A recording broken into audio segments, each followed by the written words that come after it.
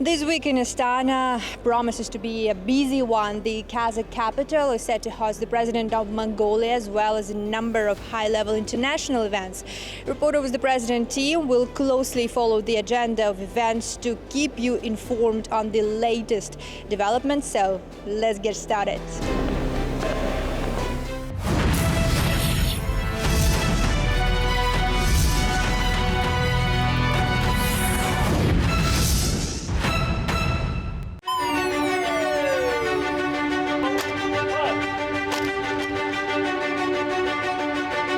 The current Mongolian president's first state visit to Kazakhstan in 20 years signifies a new phase in bilateral relations. Following the state visit of the President of Kazakhstan to Ulaanbaatar in 2024, President Kurulesuk's agenda is clear: to progress on the latest agreements and to start new ones. In the Akorda Presidential Palace, he is accompanied by an extensive delegation.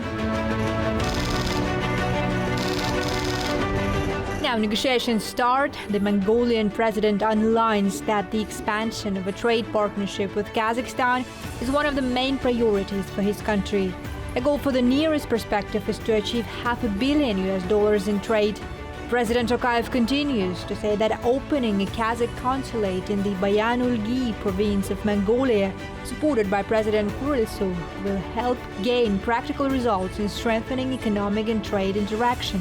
Сауда-экономикалық ынтымақтастығымыз нығая түсуде. Our trade and economic cooperation is growing significantly stronger. We have achieved a number of milestones. We plan to implement specific projects in the industrial sector. Today, the Kazakh-Mongolian Business Forum is taking place in the capital, with a number of companies from Mongolia participating. We fully support this initiative and express our gratitude for the support you have provided.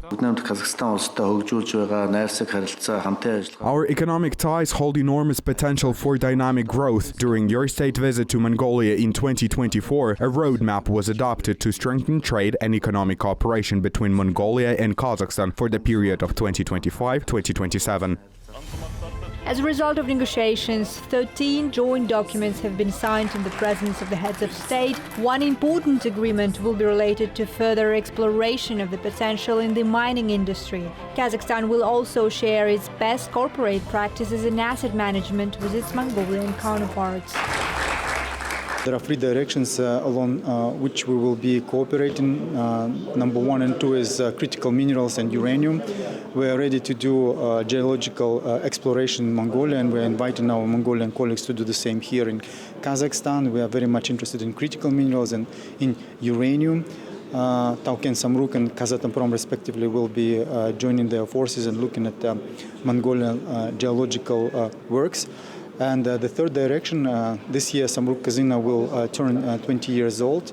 Samruk was established in 2006, and during those years we have elaborated a good corporate standard, and the Mongolian party is interested in our corporate procedures and in our corporate standard. Also, there is coal and copper, critical minerals. That's the key areas we can work together in going forward. So that's why we are signing today MOU between Samruk Kazan and Erdnes Mongol. Yeah. So I think we have a long way to work together and increase from the both sides. Samruk, they are doing really good in terms of this asset management and dealing with this state-owned enterprises. Mm-hmm. We see that Samruk is ranked about 25th in the world to dealing with this. So I think Samruk and Erdnes Mongol, I think there is a really good way to work together. In their joint statement to the press, the heads of state expressed firm commitment to further expanding trade and investments, as well as boosting political and economic dialogue. Transportation and logistics, President Tokayev emphasizes, have become central in today's negotiations. Two countries will construct a highway connecting two states, as well as establish a number of direct flights from Astana and Oskimene to Ulaanbaatar and Ulgi. It is clear that the future launch of the Kazakhstan-Mongolia highway will give a powerful boost to trade relation, and its transit potential will bring tangible benefits to our neighbors as well. As you know, at the Shanghai Cooperation Organization Summit held in China last year, I proposed the launch of the Trans-Altai Dialogue. There is no doubt that the states of Altai region will reach a consensus on issues of trade, transport and logistics, tourism and culture. Another important area of cooperation highlighted by President Tokayev is culture, education and people-to-people ties. Kassym-Jomart Tokayev mentions the Silkway Star International Vocal Contest hosted by Kazakhstan last year. The winner for the contest became a popular Mongolian singer, Michelle Joseph. Projects like these, the head of state continues, help enhance the centuries-old cultural ties between two countries. This is my second time at coming here, this Akorda, because last time I got order, dostuk too. Yeah. Today I'm gonna sing Mongolian song named Orlan Batrin Udish with Adilhan singer. Yeah. He will sing in Mongolian and I will sing Kazakh. I want to say that the Silkway Star victory and also the Dostuk to order, these are not only just award for me. That comes with the very great responsibility for me. So I thought it means I will do my best to be a cultural bridge and maybe strengthen our friendship of our two countries. Michelle she's a very popular in Mongolia. So we also have so many good artists like Michelle in Mongolia. So if you want, we can bring for you in Kazakhstan and stars, Mongolian stars. We can invite your Kazakh stars in Mongolia also. So this is our culture and big similarity. Kazakh and Mongolian nations. So we have a big future for cooperation.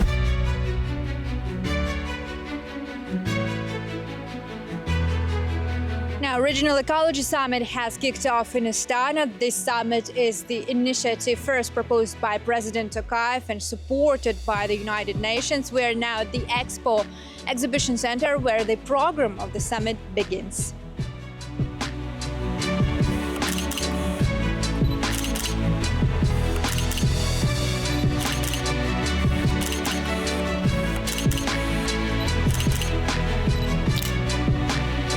At the exhibition center, the distinguished guests are introduced further to the national pavilions of participating countries with displays of green technologies and sustainable solutions in business, agriculture and science. High-level visitors, including presidents of Central Asian states, as well as Mongolia, Georgia and Armenia, expressed their gratitude for the exhibition's excellent organization.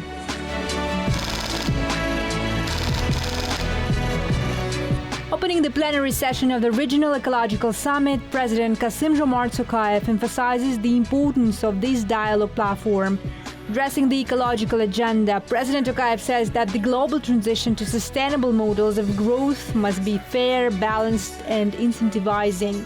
In this context, Kazakhstan's newly established constitution puts environmental protection as one of the fundamental principles of state policies. While maintaining strong oil and gas capacity, my country remains committed to sustainable energy objectives. As the world's leading uranium exporter, providing about 40% of global supply, we also support carbon-free electricity generation. We are advancing our first nuclear power plant project while modernizing coal-based power generation using clean coal technologies. Therefore, emissions from major energy facilities are expected to decline by nearly 35%. Next, addressing water issues, one of the major in the regional agenda, the head of state draws examples of the Aral Sea and the Caspian Sea as water resources which illustrate the urgent need for collective action for saving their biodiversity for the next generations. President Tokayev elaborates, saying that without water, there is no statehood. This issue is central to all the people of Central Asia, and while regional cooperation is in place, the President of Kazakhstan also calls on international partners and stakeholders to support these efforts. Last December, in Ashgabat city, I proposed to establish International Water Organization as an agency of the United Nations. This initiative is particularly timely as the UN is currently reviewing thousands of mandates, offering an opportunity to strengthen coherence and effectiveness in global governance. I am pleased to note that this summit will host the first round of international consultations on this proposal. In the following session, the UN's high representatives expressed their support for establishing a special water agency and speak highly of the initiative that comes from Central Asia, a region so sensitive to the climate and water agenda. Certainly, United Nations will continue to be very proud of the partner to the region and to the government of Kazakhstan to move forward this agenda, especially on the agenda of the global water. Certainly, we highly commend the initiative by President to launch this international water organization under the United Nations system. We definitely believe this is a timely and visionary idea and initiative. Kazakhstan is a responsible participant of the Global Green Transition Initiative's country champions not only address environmental issues, calling on a global and shared response to the challenges humanity faces, but also contribute to promoting eco-activism, responsible consumption, and biodiversity conservation. Many experts we interviewed, including the Director General of the World Health Organization, Dr. Tedros Ghebreyesus, who had a bilateral meeting with President Tokayev, note that Kazakhstan has taken a leading role in the region in bringing practical solutions to the table when it comes to environmental protection, climate change, and also public health. We discussed with the president on, the health sector reform that is happening. Of course, in many areas, especially primary health care, and focused on the rural areas to have better services in the rural areas, to provide incentives to doctors to serve in rural areas. And also the other reform agenda like health insurance, because all Kazakhs should get the services they need. So that reform also is going well, the health insurance, especially expanding the services needed, and then the coverage of the essential of the major diseases. And of course, we discussed about the other reform on digitalization, modernizing the health system, and also in terms of infrastructure, expanding, building infrastructure, especially in rural areas. So the reform is really going well.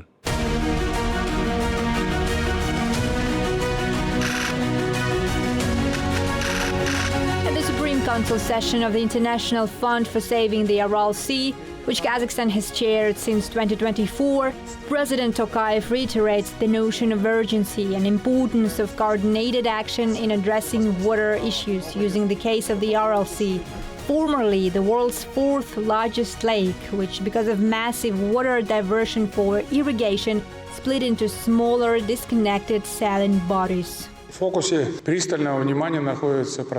attention is being focused on the implementation of the action program to assist the countries of the Aral Sea Basin and the Regional Environmental Program for Sustainable Development in Central Asia.